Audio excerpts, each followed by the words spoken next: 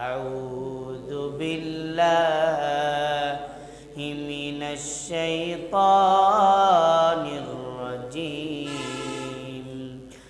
بسم الله الرحمن الرحيم يا أيها الذين آمنوا كتب عليكم الصيام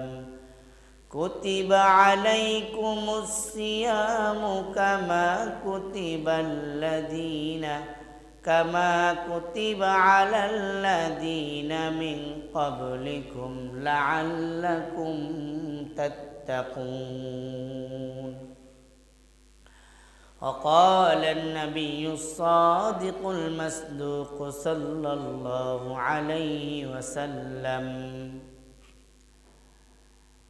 الصوم لي وأنا أجزي به محمد ने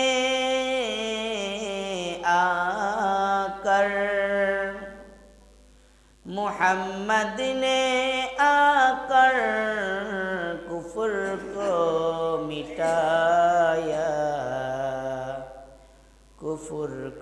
मिटाकर सदाकत को बताया बलगल उला बिकमालिही कशफत दुजा बिजमालिही हसनत जमीउ खिसालिही सल्लो अलैहि व आलिहि। मुअज़्ज़ज़ हाज़िरीन, সম্মানিত মুসল্লিয়ানে কেরাম, রব্বুল আলামিনের দরবারে লাখ কোটি শুকর ও সুজুদ যে রব্বে কারীম আমাদেরকে পবিত্র শাবান মাসের একেবারে শেষ জুমার নামাজ আদায়ের লক্ষ্যে দুনিয়ার সকল ঝামেলা থেকে ব্যস্ততা থেকে ফারেক করে আল্লাহর ঘরে আসার ও বসার তৌফিক দান করেছেন। সেই রব্বে কারীমের দরবারে হৃদয়ের সবটুকু ভালোবাসা উজাড় করে ইমানের বলে বলিয়ান হয়ে কণ্ঠ ছেড়ে বলি আলহামদুলিল্লাহ। মুআজ্জাজ হাজিরিন, বিশ্বনবী সাল্লাল্লাহু আলাইহি ওয়াসাল্লাম বলেন, এমন একটা জমানা আসবে, অচিরেই এমন একটা জমানা আসবে, ইউসবিহু মুমিনান ওয়া ইউমসি কাফিরান, ইউসবিহু কাফিরান ওয়া ইউমসি মুমিনান। রাসূল করিম সাল্লাল্লাহু আলাইহি সাল্লাম বলেন, অচিরেই এমন একটা জমানা আসবে মানুষের কাছে, এমন একটা সময় মানুষ অতিবাহিত করবে যখন মানুষ ঘর থেকে সকালবেলা বুক ভরা ঈমান নিয়ে বের হবে, কিন্তু সন্ধ্যাবেলা যখন ঘরের মধ্যে ঢুকবে তখন তার অন্তরের মধ্যে সরিষা দানা পরিমাণ ঈমান থাকবে না। অন্তরটা পুরা কুফরি নেফাকি নিয়ে বেঈমান হয়ে সে ঘরে ঢুকবে। নাউজুবিল্লাহ। বিষ্ণু বলতেছেন, ইউসবিহু মুমিনান ওয়া ইউমসি কাফিরান, সকালবেলা সে ঈমানদার অবস্থায় ঘর থেকে বের হবে, কিন্তু সন্ধ্যাবেলা যখন সে ঘরে প্রবেশ করবে তার অন্তরের মধ্যে সরিষা দানা পরিমাণ ঈমান অবশিষ্ট থাকবে না। বিষ্ণু আবার বলেন, ইউসবিহু কাফিরান ওয়া ইউমসি মুমিনান।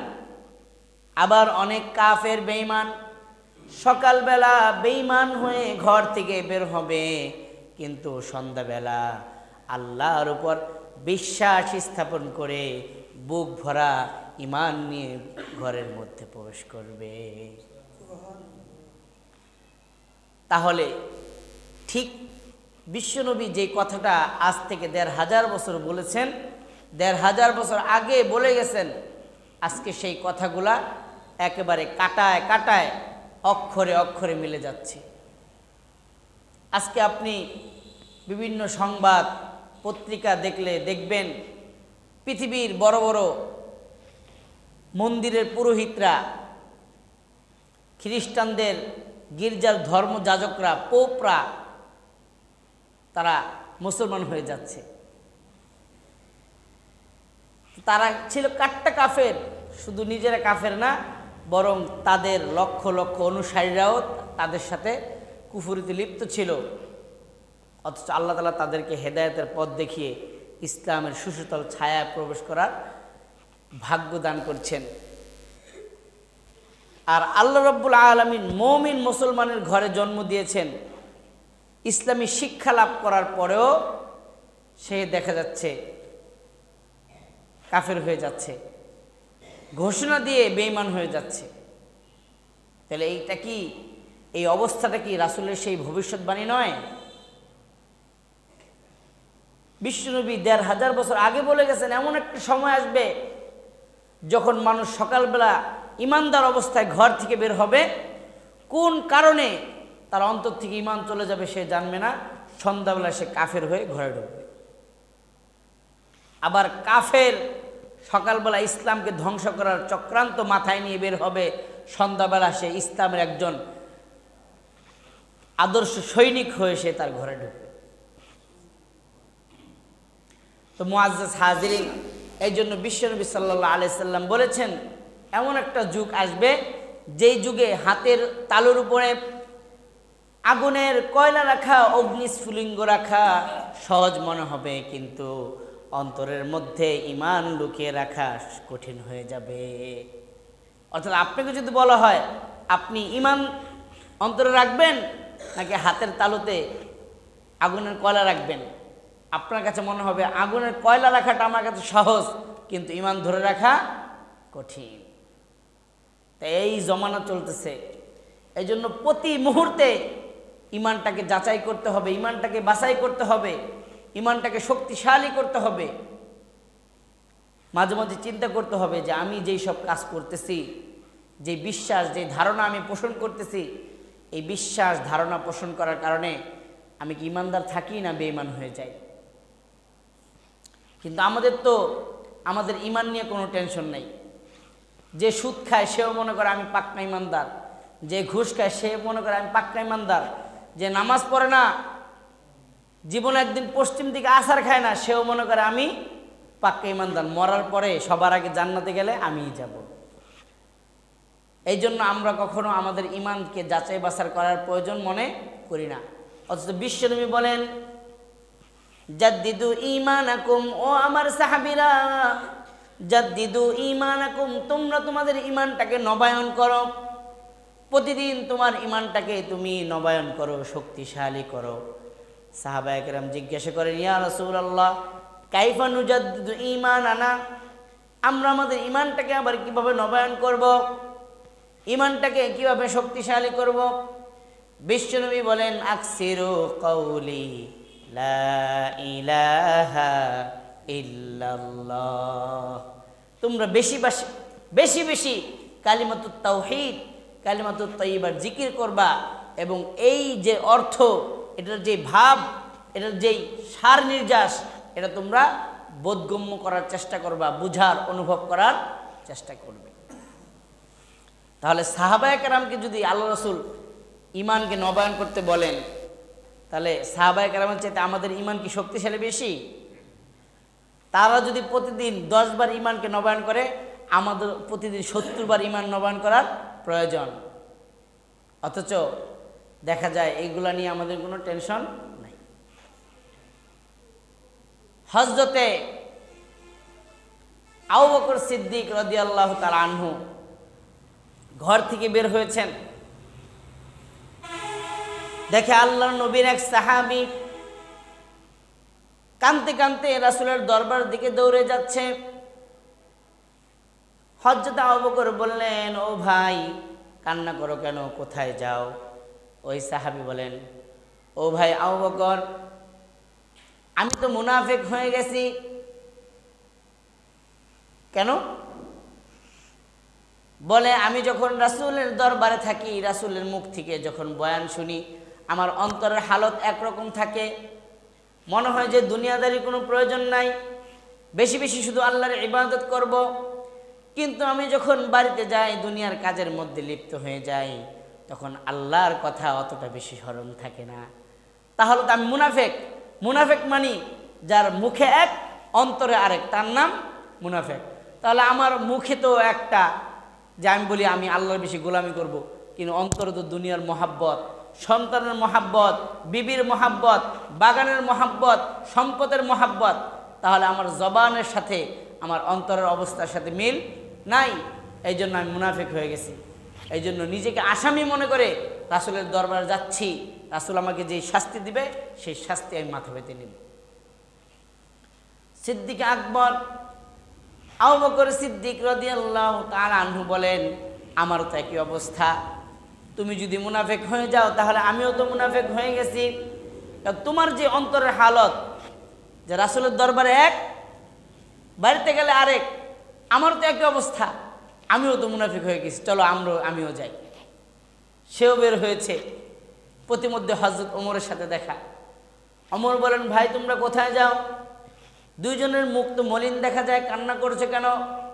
বলে, ওমর ভাই, আবু বকর আর এই সাহাবী আমরা তো মুনাফিক হয়ে গেছি। কেন কেন? বলো তো আমাদের হালত তো এই। হযরত ওমর বলেন, তো আমিও তো মুনাফিক হয়ে গেছি, তা চলেন আমরাও যাই। তিনজন রাসূলের দরবারে উপস্থিত। যাওয়ার পরে বললেন, ইয়া রাসূলুল্লাহ, আমরা তো মুনাফিক হয়ে গেছি। বলেন কেন? ইয়া রাসূলুল্লাহ, আপনার দরবারে যখন জাহান্নামের আলোচনা শুনি, মনে হয় জাহান্নাম আমাদের সামনে। যখন জান্নাতের নিয়ামতের কথা শুনি, মনে হয় জান্নাত আমাদের সামনে। বেশি বেশি ইবাদত করতে মনে চায়, কিন্তু আমরা যখন বাড়িতে চলে যাই, এই হালত আর আমাদের থাকে না। দুনিয়ার সম্পদ, সম্পদের মহাব্বত, সন্তানের মহাব্বত আমাদের অন্তরের মধ্যে ঢুকে যায়। বিশ্বনবী বললেন, এটাই হলো সোহবতের ফলাফল। যখন তোমরা আমার দরবারে থাকবা তোমাদের অবস্থা হবে এক, যখন তোমরা বাড়িতে যাবা তোমাদের অবস্থা হবে ভিন্ন। সব সময় যদি তোমাদের একই অবস্থা থাকতো, আমার দরবারে যেভাবে থাকে, বাড়িতে গেলে যদি একই অবস্থা থাকতো, তাহলে আসমানের ফেরেশতারা তোমাদের সাথে রাস্তায় মুসাফা করার জন্য ব্যস্ত হয়ে পড়ত। তাহলে অন্তরের অবস্থা পরিবর্তন হবে, কিন্তু আপনার অবস্থা নিয়ে আপনাকে চিন্তিত হতে হবে। কিন্তু আমাদের তো অবস্থা নিয়ে কোনো চিন্তা নাই। এই যে 2-1 দিন পরে পরে রিক্সা দিয়ে, ভ্যান দিয়ে মাইকিং করে, মোহাম্মদপুর, মাগুরা ভালো ডাক্তার আসছে, আপনাদের এই রোগ থাকলে আপনারা দেখান। যা দেখবেন কি বিশাল লাইন, বিশাল সিরিয়াল। আপনি সকাল 10টা বাজে যাওয়ার পরে দেখবেন 107 নম্বর সিরিয়াল আপনার। তার মানে আপনার আগে আরো 107 জন সিরিয়াল দিয়ে রাখছে। তাহলে দেখেন, একজন ডাক্তারের, ভালো ডাক্তারের সন্ধান পেলে আমরা আমাদের শারীরিক যে রোগ সমস্যা আছে এটার চিকিৎসা করাতে যাই। কিন্তু আপনারা যখন শুনেন যে ওই মসজিদে, ওই মাদ্রাসায় একজন ভালো আলেম আসছে, বছরের পর বছর যাওয়ার পর যদি হুজুরকে জিজ্ঞেস করা হয়, হুজুর এই এলাকার কয়জন লোক আপনার কাছে একটা মাসআলা জিজ্ঞেস করেছে, হুজুর বলবেন 0%। পার্সেন্ট কি? তাহলে আমাদের শরীরের রোগ ব্যাধি নিয়ে আমাদের চিন্তা আছে, কিন্তু আমাদের আত্মার ব্যাধি নিয়ে আমাদের কোনো চিন্তা নাই। অথচ যদি জিজ্ঞেস করা হয় যে কয়জন মুসলমান বলতে পারবেন গোসল করি, যে গোসলের কয়টা ফরজ, অনেক বলবে এটা আবার কি, গোসল করব, পুকুরে নামবো, ডুব দিয়ে উঠে যাবো, এটার আবার ফরজ সুন্নতে কি আছে? অথচ একজন ব্যক্তি যদি গোসলের ফরজ সম্পর্কে না জানে, সে যদি 70 রাকাত তাহাজ্জুদ পড়ে, কয় রাকাত হবে বলেন? তাহলে আমি গোসলের ফরজ জানি না, ওযুর ফরজ জানি না, নামাজের ফরজ জানি না, অথচ আমার আত্মার কোনো সমস্যা নাই, সব সমস্যা আমার শরীরে। আপনার শরীর পুরো সুস্থ, কিন্তু আপনার অন্তরের মধ্যে ঈমান নাই, আপনি জান্নাতি? কথা বলেন। আপনার পুরো শরীর অসুস্থ, আপনার অন্তর ঈমানে পরিপূর্ণ, আপনি জান্নাতি। আপনারা হযরতে আইয়ুব আলাইহিস সালামের ঘটনা জানেন। রব্বুল আলামিন তাকে অনেক ধন সম্পত্তি দান করেছেন। তিনি আল্লাহর একজন নবী ছিলেন, তো ধন সম্পত্তি দান করার কারণে তিনি এমনিই তো আল্লাহর ইবাদত বন্দি করেন, তো ধন সম্পত্তি পাওয়ার কারণে আরো বেশি আল্লাহ তাআলার নিয়ামতের শুকরিয়া আদায় করেন। এখন শয়তান ফেরেশতাদের মধ্যে আলোচনা শুরু করলো। শয়তান বলতেছে যে এই যে আইয়ুব আল্লাহর নবী, সে তো আসলেও আল্লাহর বন্দেগী করতো না যদি আল্লাহ তাকে এত ধন সম্পদ না দিত। এই ধন সম্পদ দেওয়ার কারণে আইয়ুব আল্লাহর গোলামি করে। ধন সম্পদ না থাকলে আইয়ুব আল্লাহর গোলামি করতো না। আল্লাহ বলেন, না না, আমার আইয়ুব ধন সম্পদ থাকলেও আমি আল্লাহর যেমন গোলামি করবে, ধন সম্পদ না থাকলেও আইয়ুব আমাকে ভুলবে না। কিন্তু শয়তান বলে, না, এটা আমি বিশ্বাস করি না। ফেরেশতারা বলে, আল্লাহ, শয়তান কি বলে? আইয়ুব নাকি আপনার ধন সম্পদ না দিলে আপনার গোলামি করতো না। বলছে, আচ্ছা ঠিক আছে শয়তান, তুমি এখন আমাকে কি করতে বলো? শয়তান বলে, আল্লাহ, আপনি যদি আমাকে একটু ক্ষমতা দেন, আমি আইয়ুবকে একটু বাজায় দেখতে চাই। বাজায় দেখতে চাই যে আসলে সমস্যা কি, ধন সম্পদের কারণে আপনার গোলামি করে, সত্যিকার অর্থেই আপনার ভালোবাসায় আপনার গোলামি করে। আল্লাহ বললেন, যাও, তোমাকে আমি অনুমতি দিয়ে দিলাম। শয়তান হযরত আইয়ুব আলাইহিস সালামের নাকের ডগায় বসলো। নাকের ডগায় বসে সে জীবাণু ছড়িয়ে দিল। হযরত আইয়ুব আলাইহিস সালাম যখন নাক দিয়ে নিঃশ্বাস নিল, পুরা শরীরের মধ্যে জীবাণু সয়লাব হয়ে গেল। মুহূর্তের মধ্যে শরীরটা লাল হয়ে গেল, পুরা শরীর লাল হয়ে গেল। কিছুক্ষণ পরে দেখা গেল শরীরের মধ্যে জায়গায় জায়গায় বড় বড় ফুসকা পড়তে শুরু করলো। ওই দিক থেকে খবর আসছে তার একাধিক পুত্র সন্তান ছিল। এক মক্তবে তারা পড়তে গিয়েছে, শয়তান মক্তবটাকে পুরো ভেঙে তাদের মাথার উপরে ফেলে দিয়েছে। একসাথে সব সন্তান শহীদ হয়ে গেছে। একজন খবর নিয়ে আসলো, ওগো আল্লাহর নবী আইয়ুব, আপনার সব সন্তানরা তো মারা গেছে। আইয়ুব আলাইহিস সালাম বললেন, আলহামদুলিল্লাহ, আল্লাহ যা করেছে ভালোর জন্য করেছে। শয়তান বলে, অবস্থা খারাপ, সব সন্তান মারা গেছে, আর সে বলে আলহামদুলিল্লাহ। আইয়ুব আলাইহিস সালাম বাদশা ছিলেন, তার খাদ্যের গুদাম ছিল। সব খাদ্যের গুদামের মধ্যে শয়তান আগুন লাগিয়ে দিলেন। আইয়ুব আলাইহিস সালামের কাছে সংবাদ আসলো, ও আল্লাহর নবী আইয়ুব, আপনার রাষ্ট্রের সব শস্যগারে আগুন লেগে সব পুড়ে ছাই হয়ে গেছে। আইয়ুব আলাইহিস সালাম বলেন, আলহামদুলিল্লাহ, আল্লাহ যা করেছেন ভালোর জন্য করেছেন। শয়তান বলে, অবস্থা খারাপ, আমি যত বিপদ দেই সে তো আল্লাহর তত কাছে চলে যায়। আমি বিপদ দেই, সে হায় আফসোস করবে, বলবো, আল্লাহ আপনি আমার ছাড়া আর কারো চোখে দেখেন না। আমাদের উপরে বিপদ আসলে আমরা কি বলি? আল্লাহ আমার ছাড়া আর কাউকে চোখে দেখে না। কিন্তু একজন মুমিনের গুণাবলী কি? আল্লাহ বলেন, আল্লাযীনা ইযা আসাবাতুহুম মুসিবাহ ক্বালু ইন্না লিল্লাহি ওয়া ইন্না ইলাইহি রাজিউন। আল্লাহ বলেন, যারা ইমানদারের উপর যখন আমার পক্ষ থেকে কোনো মুসিবত আসবে, পরীক্ষা আসবে, তখন ইমানদার সাথে সাথে বলবে, ইন্না লিল্লাহি ওয়া ইন্না ইলাইহি রাজিউন। কিন্তু আমাদের কয়জনের মুখ দিয়ে এই শব্দটা বের হয় বলেন? আমরা যদি এই মসজিদ থেকে বের হওয়ার সময় সিঁড়ির মধ্যে একটু পাও পিছলে পড়ে যায়, কি বলি? ওরে মারে, ওরে বাবারে, তাই না? অথচ আল্লাহ বলতেছেন, বিপদ আসলে আমার নাম নিবা, বলবা ইন্না লিল্লাহ, আল্লাহ আমরা তো আপনার জন্য, ওয়া ইন্না ইলাইহি রাজিউন, আর সর্বশেষ আপনার কাছেই ফিরে যেতে হবে।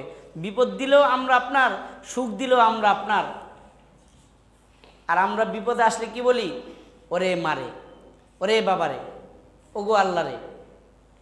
তো মুআজ্জাজ হাজিরিন, তো বলতেছিলাম আইয়ুব আলাইহিস সালামের এইভাবে একের পর এক শয়তান পরীক্ষা করতে শুরু করলো।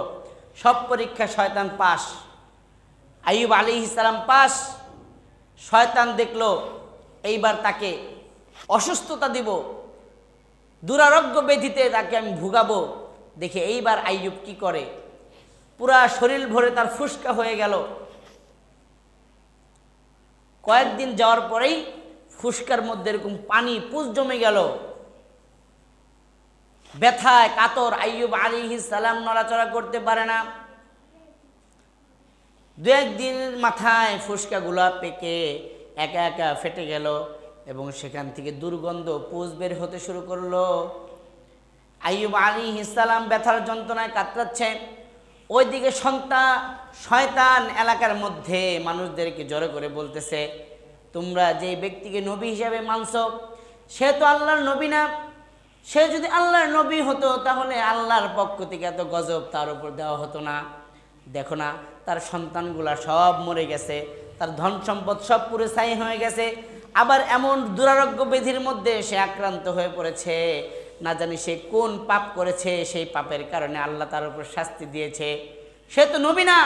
সুতরাং তোমরা যদি তাকে তোমাদের এলাকার মধ্যে রাখো, তোমাদের সকলকে এই রোগ তোমাদেরকে ধরে বসবে, তোমরা সকলেই অসুস্থ হয়ে যাবা, তাকে এই এলাকা থেকে বের করে দাও। আইয়ুব আলাইহিস সালামের স্ত্রীদেরকে এইভাবে বুঝানো শুরু করলেন। একে একে সব স্ত্রীরা তাকে ছেড়ে চলে গেল এবং এলাকার লোকেরা দূর দূর করে আইয়ুব আলাইহিস সালামকে তাড়িয়ে বনের একবারে গ্রামের শেষ সীমায় তাকে ফেলে আসলো। তো দীর্ঘ ঘটনা, আমি ঘটনা বলা উদ্দেশ্য না, বলতে চাচ্ছি আইয়ুব আলাইহিস সালামের এই দুরবস্থায় আমরা যে শারীরিক ব্যাধির কারণে ডাক্তারের পিছনে ছুটি, কিন্তু আত্মার যে সমস্যা, এই সমস্যাকে আমরা কোনো সমস্যা মনে করি না। কিন্তু আইয়ুব আলাইহিস সালাম কি করেছেন, শারীরিক সমস্যা, পুরা শরীর অসুস্থ, নড়াচড়া করতে পারে না, কিন্তু সে জিহ্বা দিয়ে সারাক্ষণ একটা নাম জপে। তিনি সব সময় জবান দিয়ে পড়তেছেন আল্লাহ আল্লাহ আল্লাহ আল্লাহ আল্লাহ, এইভাবে সারাক্ষণ তিনি জিকির করছেন। এক সময় শয়তান দেখলো যে আমি কত বিপদ দিচ্ছি, কিন্তু তার মুখ থেকে তো আল্লাহর নাম সরাতে পারছি না। আমি যে ধারণা করেছিলাম যে আইয়ুব আল্লাহর পক্ষ থেকে সম্পদ পাওয়ার কারণে আল্লাহর ইবাদত করে, আসলে আমার ধারণা ভুল। শেষ পর্যন্ত শরীরের মধ্যে এই ঘাওগুলোর মধ্যে পোকা হয়ে গেছে, পোকা হয়ে পুরা শরীর খেতে খেতে ঝোঁকা ঝোঁকা বানিয়ে ফেলেছে। এখন শরীরের খাওয়ার মতো আর কোনো জায়গা নাই। শেষ পর্যন্ত পোকাগুলোর তো ক্ষুধা, শরীরের কোনো জায়গা যখন খাওয়ার বাকি নাই, তখন পোকাগুলা জিহ্বা ধরেছে খাওয়ার জন্য। যখন পোকাগুলা জিহ্বার মধ্যে আসছে, আইয়ুব আলাইহিস সালাম এতক্ষণ আল্লাহর কাছে কোনো কিছু বলে নাই, আল্লাহর কাছে কোনো অভিযোগ করে নাই, কিন্তু পোকা যখন জিহ্বার মধ্যে খাওয়া শুরু করছে, তিনি তো হাত দিয়ে সরাতেও পারছেন না। তখন তিনি বলছেন, আল্লাহ, পুরা শরীর খেয়ে ঝোঁকা বানিয়ে ফেলেছে, আমার কোনো আফসোস নাই, কিন্তু আমি যেই জবান দিয়ে আপনার নাম উচ্চারণ করি, সেই জবানটা যদি পোকায় খেয়ে ফেলে, আপনাকে ডাকার কোনো সুযোগ থাকবে না। দয়া করে আপনি আমার জিহ্বাটাকে হেফাজত করেন, আমি যেন আইয়ুব মৃত্যুর আগ পর্যন্ত আপনার নাম স্মরণ করতে পারি। সুবহানাল্লাহ। মুআজ্জাজ হাজিরিন, বলতেছিলাম তাদের শরীরের দিকে তাদের কোনো ভ্রুক্ষেপ ছিল না। আমার শরীর নষ্ট হয়ে গেছে তাতে কি, কিন্তু আমার শরীরের যে অংশটা দিয়ে আমি আল্লাহর কথা স্মরণ করব, আল্লাহকে ডাকবো, সেটা তো ভালো আছে, এটা পেয়েই সেই খুশি। অথচ আমাদের শরীর সুঠাম দেহের অধিকারী, শরীরে একটু চুলকানি হলে সাথে সাথে ডাক্তারের কাছে যাই, একটু মাথা ব্যথা হলে ডাক্তারের কাছে যাই, চোখ ব্যথা হলে ডাক্তারের কাছে যাই, পেট ব্যথা হলে ডাক্তারের কাছে যাই। কিন্তু যেই শরীয়তের মাধ্যমে, যেই নামাজের মাধ্যমে, যে আল্লাহর হুকুম পালন করার মাধ্যমে আমার পরকালে আমার ফলাফল নির্ধারণ করা হবে, সেই নামাজ আমার ঠিক নাই, সূরা কেরাত ঠিক নাই, অজুর ফরজ ঠিক নাই, গোসলের ফরজ ঠিক নাই, আত্তাহিয়াতু দুরূদ শরীফ সূরা ফাতিহাটা পর্যন্ত আমার শুদ্ধ নাই, যে কালেমার মাধ্যমে আমি ঈমান গ্রহণ করি, মুসলমান হই, সেই কালেমাটা পর্যন্ত আমার শুদ্ধ নাই। এটা নিয়ে আমাদের কোনো টেনশন নেই। তা আমার এই শরীর দিয়ে আমি কি করব বলেন? আপনি শরীরটাকে সুস্থ রাখলেন, কিন্তু শরীরটা যদি আল্লাহর ইবাদতে কাজেই না লাগে, মরার পরে এই শরীর তো পোকামাকড়ে খাবে, জাহান্নামের লাকড়ি হবে, জাহান্নামের ইন্ধন হবে আমার আপনার এই শরীর। মুআজ্জাজ হাজিরিন, এই জন্য রোগ ব্যাধি হলে ডাক্তারের কাছে যাবেন, এটাও ইসলামের শিক্ষা, রাসূলের সুন্নত। কিন্তু শরীরের আগে আমাদের অন্তরের চিকিৎসা করানো দরকার। আমাদের শরীরের আগে কিসের চিকিৎসা দরকার? কথা বলেন। অন্তরের চিকিৎসা করা দরকার। আল্লাহ রাব্বুল আলামিন 9টা কসম করেছেন, 9টা। আল্লাহ বলেন ওয়াশ-শামসি ওয়া দুহাহা ওয়াল কমারি ইযা তালাহা ওয়ান নাহারি ইযা জাল্লাহা ওয়াল লাইলি ইযা ইয়াগশাহা ওয়াস সামাই ওয়া মা বানাহা ওয়াল আরদি ওয়া মা তাহাহা ওয়া নাফসি ওয়া মা সাওয়াহা ফাআলহামাহা ফুজুরাহা ওয়া তাকওয়াহা ক্বাদ আফলাহা মান যাক্কাহা। আল্লাহ বলেন আমি সূর্যের কসম করে বলি, চন্দ্রের কসম করে বলি, দিনের কসম করে বলি, রাতের কসম করে বলি, আকাশের কসম করে বলি, জমিনের কসম করে বলি। এইভাবে 9টা কসম খাওয়ার পরে আল্লাহ বলেন কদ আফলাহা মান যাক্কাহা, যারা তার শরীরটাকে সুস্থ রাখে তারা সফলকাম হবে না, বরং কদ আফলাহা মান যাক্কাহা, যারা তাদের অন্তরটাকে পরিশুদ্ধ করবে, ঈমান দিয়ে যারা তাদের অন্তরটাকে পরিপূর্ণ করবে, আমি আল্লাহ ঘোষণা করছি তারা এই দুনিয়ার মধ্যে সফলকাম হয়ে যাবে। তাহলে আপনার শরীর সুস্থ, কিন্তু আপনার অন্তরের মধ্যে ঈমান নাই, আপনার অন্তরটা অসুস্থ। আল্লাহ বলেন আপনি ব্যর্থ, আর আপনি ভাবছেন আপনি সফল। কার কথা সত্য? মুআজ্জাজ হাজিরিন, আল্লাহ রাব্বুল আলামিন আমাদের সামনে এমন একটা মাস দিচ্ছেন যে আগামী জুমা হয়তো আমরা, আল্লাহ চাহেন তো আমরা প্রথম রমজানে জুমা নামাজ আদায় করতে পারবো ইনশাআল্লাহ। আমাদের প্রত্যেককে আল্লাহ রমজানের প্রথম জুমায় অংশগ্রহণ করার তৌফিক দান করুন। সকলে বলুন আমিন। মুআজ্জাজ হাজিরিন, বলতেছিলাম আল্লাহ বলেন ইয়া আইয়ুহাল্লাযীনা আমানু কুতিবা আলাইকুমুস সিয়াম, ইয়া আইয়ুহাল্লাযীনা আমানু কুতিবা আলাইকুমুস সিয়াম কামা কুতিবা আলাল্লাযীনা মিন ক্বাবলিকুম লাআল্লাকুম তাত্তাকুন। আল্লাহ বলেন হে ঈমানদার, কুতিবা আলাইকুমুস সিয়াম, তোমাদের উপর রোজাকে ফরজ করা হয়েছে, কামা কুতিবা আলাল্লাযীনা মিন ক্বাবলিকুম লাআল্লাকুম তাত্তাকুন, যেভাবে তোমাদের পূর্ববর্তীদের উপর রোজা ফরজ করা হয়েছিল। এই কথাটা আল্লাহ তাআলা কেন বললেন? আল্লাহ শুধু এতটুকু বলতে পারতেন হে ঈমানদার তোমাদের উপর রোজা ফরজ করা হয়েছে, আমাদের উপর রোজা ফরজ হয়ে যেত। কিন্তু আল্লাহ সাথে সাথে বলতেছেন কামা কুতিবা আলাল্লাযীনা মিন ক্বাবলিকুম, তোমাদের পূর্ববর্তীদের উপরও এইভাবে রোজাকে ফরজ করা হয়েছে। এই কথা কেন বলা হলো?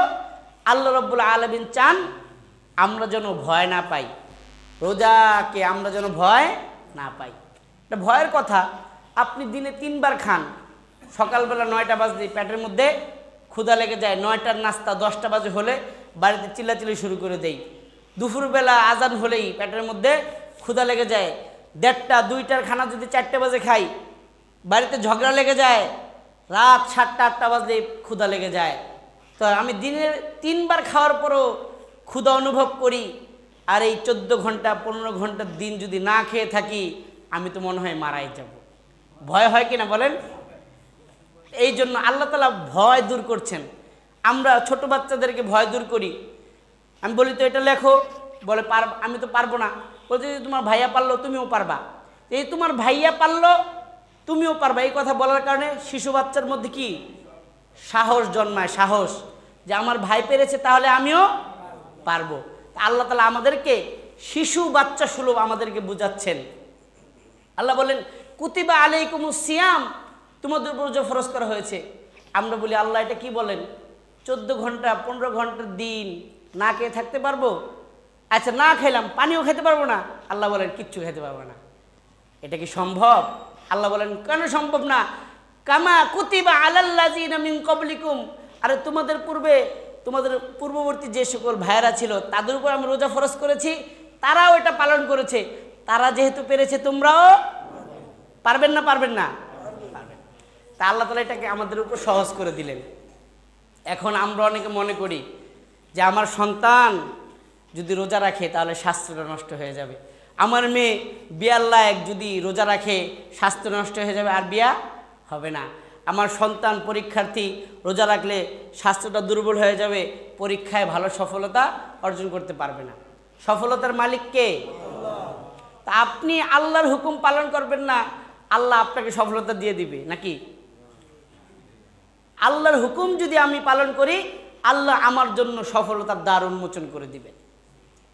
এখন আসেন যে রোজা সম্পর্কে ডাক্তাররা কি বলে, বিজ্ঞানীরা কি বলে। বিজ্ঞান, বর্তমান বিজ্ঞান, আধুনিক এই প্রযুক্তি, ইসলামের এমন কোনো বিষয় নাই যে বিষয়ে তারা গবেষণা করে নাই। তারা সর্বোচ্চ চেষ্টা করছে যে ইসলামের কোনো বিষয় থেকে কোনো অযৌক্তিক, অমূলক, হাস্যকর কোনো বিষয় বের করা যায় কিনা, যাতে করে মুসলমানদেরকে অপমানিত করা যায়। তো তারা এটা নিয়ে গবেষণা শুরু করেছে যে ইসলাম ধর্মে কেন মুসলমানদেরকে 1 মাস রোজা রাখার নির্দেশ দেওয়া হলো। কেন? না খাওয়ার মধ্যে কি ফায়দা? না খাওয়ার মধ্যে কি ফায়দা? কেন মুসলমানদেরকে রোজা রাখার নির্দেশ দেওয়া হলো? তারা রিসার্চ আর গবেষণা করে দেখেছে মানুষের যত অসুস্থতা, মানুষের যত রোগ ব্যাধি সব কিছু হয় তার এই পেটের কারণে। কিসের কারণে? পেটের কারণে। বিষ্ণু বলেছেন আল মিয়াদাতু বাইতুল আদওয়া, মানুষের এই পেট হলো সকল রোগের গোড়াঘর। আপনি যদি আপনার পেটটাকে পরিশুদ্ধ করতে পারেন, আপনি যদি পেটটাকে নিয়ন্ত্রণ করতে পারেন, বিষ্ণু বলেন আপনার অর্ধেক রোগ এমনি কমে যাবে। আচ্ছা বলেন, পৃথিবীতে যত মানুষ মারা যায় বর্তমান, তারা কি খাওয়ার কারণে মারা যায় না না খাওয়ার কারণে মারা যায়? আপনি ডাক্তারের কাছে যাবেন, কি সমস্যা?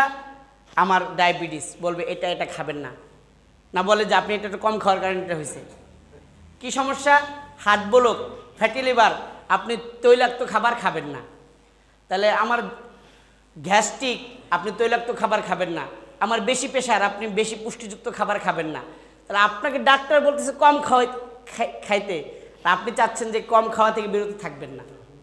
মানুষ, বর্তমান গবেষণা দেখা গেছে অধিকাংশ মানুষ মারা যায় বেশি খাওয়ার কারণে। কোন কারণে ভাই? বেশি খাওয়ার কারণে। তা আপনি কম খাওয়ার কারণে মানুষ মারা গেছে, না খাওয়ার কারণে মারা গেছে, এমন খুঁজে তেমন একটা পাওয়া যাবে না। তো মুআজ্জাজ হাজিরিন, বিজ্ঞান এটা প্রমাণ করেছে যে সারা বছর যে আমরা খাবার খাই, নিয়মিত 3 বেলা খাবার খাওয়ার পাশাপাশি সকালবেলা ফাস্টফুড খাই, সন্ধ্যাবেলা ফাস্টফুডের খাবার খাই, এই সকল খাবার খাওয়ার কারণে আমাদের পেটের মধ্যে যেই স্টমাক, পাকস্থলী আছে, এটা কি একেবারে নার্ভাস হয়ে পড়ে। সব সময় একটা ইঞ্জিন যদি চলতে থাকে, যে কোনো সময় বাস্ট হওয়ার সম্ভাবনা থাকে। তো 24 ঘন্টা আমরা এটাকে ব্যস্ত রাখছি। এই জন্য বিজ্ঞান প্রমাণ করেছে কেউ যদি বছরে কমপক্ষে 30 দিন এটাকে একটু রেস্ট দেয়, তাহলে সারা বছর সে সুস্থ অবস্থায় থাকতে পারবে। সুবহানাল্লাহ। আমরা রোজা রাখি কয়দিন? কথা বলেন। তাহলে এটা কি বিজ্ঞানসম্মত না অযৌক্তিক? বিজ্ঞানসম্মত কি না? আপনি ডাক্তার, ভালো ভালো ডাক্তারের কাছে যান, আপনাকে বলবে যে আপনি একটু কম খাবার খাবেন, সকালবেলা 1 গ্লাস জুস খাবেন, দুপুরবেলা একটা টোস্ট খাবেন, রাত্রেবেলা একটা ডিম পোস্ট খাবেন, আপনার খাবার শেষ। তা আল্লাহ তাআলা তো বলছেন আপনি সকালবেলা একটু ভালো করে সেহরি খান, আবার সারাদিন পরে একটু পেট ভরে ইফতারি খান, সারাদিন খাওয়া লাগবে না। আপনি যদি এইভাবে বছরে 1টা মাস কষ্ট করেন, আল্লাহ তাআলা আপনাকে শত শত রোগ ব্যাধি থেকে হেফাজত করবেন। বলেন সুবহানাল্লাহ। তা আমাদের রোজা রাখলে আমাদের শরীরের কোনো ফায়দা আছে না নাই? শরীরের ফায়দা তো আছেই, পাশাপাশি বিশ্বনবী সাল্লাল্লাহু আলাইহি সাল্লাম বলেন আস-সাওমু লিল্লাহ, আস-সাওমু লি ওয়া আনা আজজি বিহি। আল্লাহ তাআলা বলেন হাদিসে কুদসির মধ্যে, বিশ্বনবী বলেন আল্লাহ তাআলা বলতেছেন আস-সাওমু লি ওয়া আনা আজজি বিহি, বান্দারা আমার জন্য যদি রোজা রাখে তাহলে আমি আল্লাহ কিয়ামতের দিন এই রোজার প্রতিদান আমি তাদের হাতে দিব না, ফেরেশতাদের মাধ্যমে দিব না, বরং আমি আল্লাহ কিয়ামতের দিন ওই বান্দার উপহার হয়ে যাব। সুবহানাল্লাহ। ছোট্ট একটা ঘটনা বলে আমি আজকে বয়ান শেষ করব। এক বাদশা তার একটা কালো গোলামকে ভালোবাসত। তো সব বাদশার উজির নাজিররা বলে যে বাদশা কি পাগল, এত উজির নাজির শিক্ষিত মানুষ থাকতে সে একটা কালো গোলামকে কেন বেশি ভালোবাসে? তো একদিন বাদশাহ এটাকে বুঝতে পারলো যে সবাই এই বিষয়টা নিয়ে কানাঘুষা করছে। তো বাদশাহ বলল, ঠিক আছে, আগামীকালকে সকাল 7টা থেকে 12টা পর্যন্ত আমার ধনভাণ্ডার কোষাগার খুলে দেওয়া হবে, যে যেই জিনিসের উপর হাত রাখবা সে ওই জিনিসের মালিক হয়ে যাবা। তো পরের দিন, আগের দিন সব মন্ত্রীরা প্রস্তুত যে আমি এটার উপর হাত রাখবো, আমার এটা চাই, সবাই যার যার মতো প্রস্তুত। যখনই কোষাগার খোলা হয়েছে, যার যার চাহিদা অনুযায়ী সে ওই জিনিসের উপর হাত রেখে মালিক হয়ে গেছে। বাদশাহ কিছুক্ষণ পরে দেখে ঘরের মধ্যে আর কোনো কিছু বাকি নাই, সব কিছু মালিকানা ভাগ হয়ে গেছে। কিন্তু পাশে যেই কালো গোলাম, তার দিকে দেখে সে পাশে দাঁড়িয়ে আছে, নড়ে না। বলছে, কি তুমি কি বোকা নাকি? সবাই তো সব তার তার পছন্দ অনুযায়ী সম্পদ নিয়ে গেল, তুমি দাঁড়িয়ে আছো কেন? বলে, আমিও তো একটা নিছি। কি নিছো? আপনি উপরে চায়া দেখেন। চায়া দেখে সে বাদশাহ আর মাথার উপর হাত রেখে দিয়েছে। বলছে, মানে কি? বলছে, বাদশাহ আপনি তো তাদেরকে বলেছেন যে যে যেই জিনিসের উপর হাত রাখবে সে ওই জিনিসের মালিক হয়ে যাবে। যে আলমারির উপর হাত রেখেছে সে শুধু আলমারির মালিক, যে সুকেজের উপর হাত রেখেছে সে সুকেজের মালিক। আর আমি বাদশার মাথার উপর হাত রেখেছি, আমি শুধু আলমারি সুকেজের মালিক না, গোটা রাষ্ট্রের মালিক, আমি গোলাম হয়ে গেছি। তা আল্লাহ তাআলা তো এই উদাহরণ দিয়েছেন যে আসসাউমুলি ওয়া আনা আজজি বিহি, যে নামাজ পড়বে তাকে আমি এই উপহার দিব, যে সদকা করবে তাকে এই উপহার দিব, যাকাত দিলে এই উপহার দিব। আর আল্লাহ বলতেছেন আসসাউমুলি, যেই ব্যক্তি আমি আল্লাহর সন্তুষ্টির জন্য রোজা রাখবে, আমি আল্লাহ তাকে উপহার দিয়ে ছোট করব না, বরং আমি আল্লাহ স্বয়ং তার উপহার হয়ে যাব। সুবহানাল্লাহ। এই জন্য আমরা রোজা রাখবো তো ইনশাআল্লাহ। রোজা রাখলে আমার কোনো সমস্যা হবে না, বরং আপনার আরো অসুস্থতা দূর হবে। আল্লাহ তাআলা রোজার পরে দেখবেন আপনি আরো ঝরঝরা ফরফরা হয়ে জীবনযাপন করতে পারবেন। আল্লাহ রাব্বুল আলামিন আমাদের সকলকে 30টা রোজা সুস্থতার সাথে রাখার তৌফিক দান। সকলে বলুন আমিন।